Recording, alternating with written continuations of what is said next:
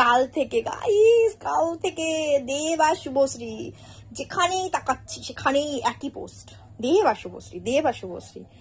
আমিও যে কি খুশি হয়েছি। আর আমি আমার স্টোরিতেও শেয়ার করে দিয়েছি যে দেব আর শুভশ্রীকে আমি অনস্ক্রিন দেখে ভীষণ খুশি হয়েছি, মানে আলাদাই একটা মজা পেয়েছি আমি। কিন্তু আমি যখন ছোটবেলা থেকে মানে জিৎ, দেব, শুভশ্রী, কোয়েল এদের গান ফান শুনতাম সঙ্গীত বাংলায়, তো আমি জিৎ আর কোয়েলের ফ্যান ছিলাম। কিন্তু কালকে আমি দেব আর শুভশ্রীকে এত বছর পর একসাথে অন স্ক্রিনে দেখতে পাবো, দেখে মানে এত খুশি হচ্ছে, আমি জানি না কেন খুশি হচ্ছে, কিন্তু আমার খুশি লাগছে।